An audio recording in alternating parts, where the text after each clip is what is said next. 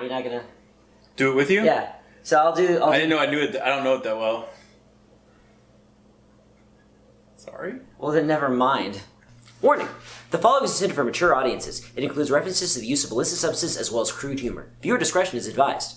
Thank you, and welcome to Quite Contrary, the only show that's mathematically designed to disagree with you. I'm Zach Nanimus. Johnny Dim. And today we are talking about probably what will be the biggest, but still... Well, gosh, I don't even know what the receipts are. I imagine that this movie's making a lot of money. But Star Wars? Star Wars? Yeah, Star Wars is making a lot of monies. You know, I was building up to the reveal of what we're talking about today, but then again, we're on YouTube, and you already saw whatever Johnny put as the ridiculous title for for search engine optimization reasons. Made you click on it.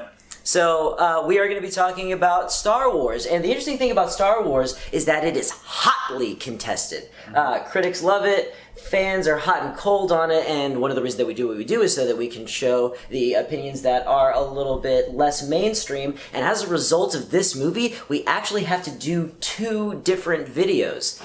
This is the dark side of Star Wars, The Last Jedi. So here's what sucks about it. Number one. The Imperial Guards Stunt Show Spectacular. One of the glaring issues with the previous installment, The Force Awakens, was this new Emperor-like entity, Commander Snoke. While ominous and well-performed by the great Andy Serkis, the CG effect that defined his presence felt crude by today's standards.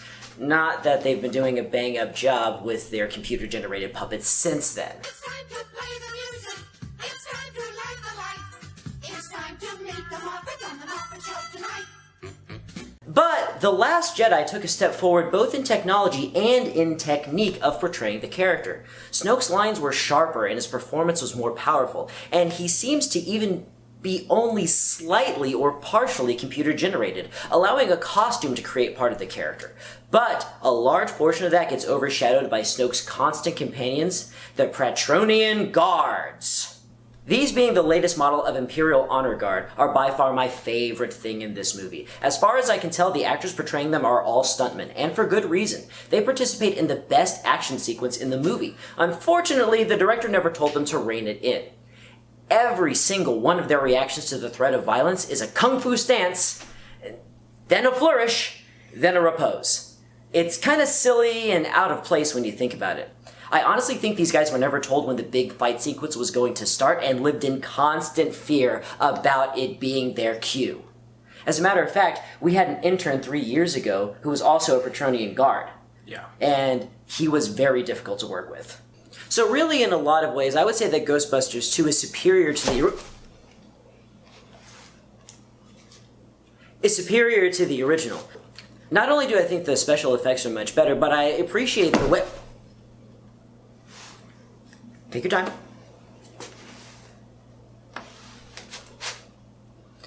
Ultimately, because of the connection between the movie and the cartoon and the way that they made a singular... Stop! Number two. That's not how space works, Johnny. Why do I do it to myself? So one of the first scenes in the film shows us Leia Organa and her resistance fighters evacuating a planet, retreating once again away from the First Order. We have a fun space battle with the dashing Poe Dameron, who is using his X-Wing fighter to eliminate the defenses of the lead enemy ship to make way for the new class of ship to the Star Wars toy line. I mean, Star Wars Saga. These extremely slow vehicles, I don't know how exactly you manage to be slow in space, but let's go with it, are responsible for dropping payloads of high-yield explosives onto the enemy. Which is a cool idea. Except, why would you ever do that in space? There's no gravity to carry the bomb to the target. Now, Johnny, it has been pointed out by some fans that it's canon to the Star Wars universe that bombers of that type sometimes use railgun technology, essentially launching the bombs down onto the target. Shoutouts in the description. Okay, but why didn't they tell us that? What do you mean? In the movie, they don't tell us that. So we have this stupid, all these debates going on online on Facebook and Reddit, and why didn't they just tell us? You're causing internet fights, Disney. It's not cool. Johnny, what if that's the point? Oh boy. Aside from that, the ships are poorly designed. Why would they go that slow? Why would when you blow one up, it barrels into all the others? Because only one ship. What do you think bombs do, Johnny? Why would you do that? Bake brisket? Do you bake brisket? No, you do not. You brisk brisket. You brisket. You brisket. That's a that's a joke for all of our Jewish fans. I would like to point out here, your brother, Mr. Jeremy. That's how he goes. I don't know why he doesn't have a cool name like we do. He used to. Yeah. He gave it up. I don't know why. Yeah. I think he actually... Did he get a promotion and he was no longer a corporal? I think. Maybe that's what it is. He's Mr. Jeremy now. I don't know why I put Mr. in front of his name. But he's actually in the army. And he cannot stand the tactical disadvantage that it is to have one of these ships on your side. It is ridiculous. It doesn't make any sense from a tactical point of view. Yeah, most of the heavy batteries that we have launch something a huge distance. They use the fact that they're so heavy to fire something incredibly powerful. We mentioned railguns. Yeah. Can you imagine how much damage a railgun in space would do? A tremendous amount. Yeah. It's almost like shooting a ship at another ship at light speed. Anyway, I digress. Either way, you'd be launching the bomb rather than dropping it. And in the movie, they do it from point blank range. If you're going to launch something at the enemy in the vast reaches of space, I think you can give yourself a little elbow room and just launch a missile.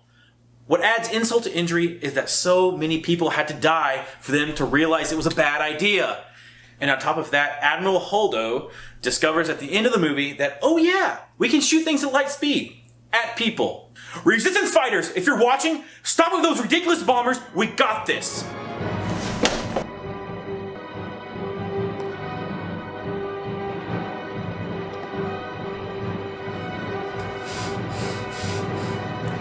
Heaven forgive me.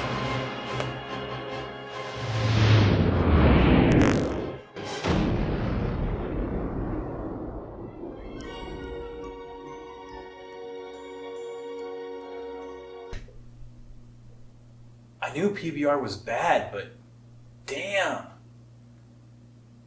Number 3. The Temple of Doom.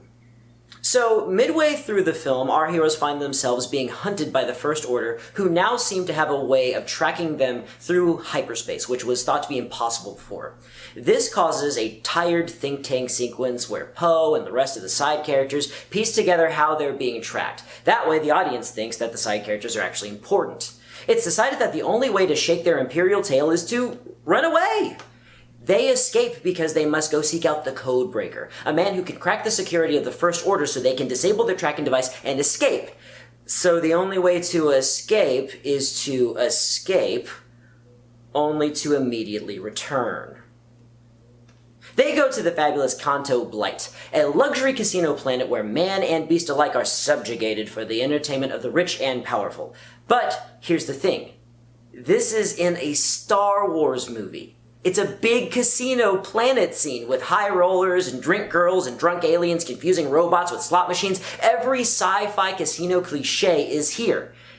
In Star Wars.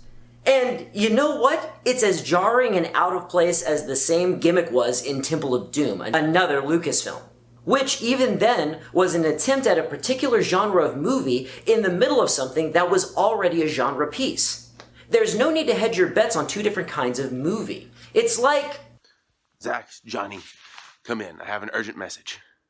Edge, what are you doing here? There is no time. Just listen. I have news from the front lines. If you're going to break 200 subscribers, you must make a new type of video. Don't say it. A reaction video. What kind of reaction video? Oh no, no way. Oh no, she did! Oh, that is off the hook! Oh! That is... Oh! Shut up! Oh! Shut up! Oh! No! Ah! RKO 2017! And that's our show, everybody. We want to thank you all for hanging out to the very, very end. If you enjoy this and you haven't yet, go ahead and click that subscribe button and also ring that bell. We would also like to talk about two of our patrons who have been with us almost since the beginning, the Acadiana Humane Society. Remember, adopt, don't buy. And Camp Gladiator. We can never pronounce that correctly. Gladiator, gladiator, gladiator. I don't care. Remember, he's not only sweaty, It's because he's a client. And as always, we are going to end this video, as we always do, eating gummy snacks in silence. Get the thing! Oh, God. Oh, God, stop! Oh, I forgot to promote a thing. What? We did this new thing where we actually have our favorite movies in the description.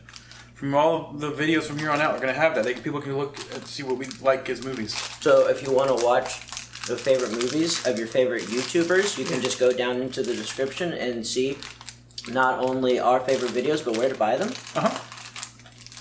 You buy them from that site. It's got a link to Amazon. Oh, God damn!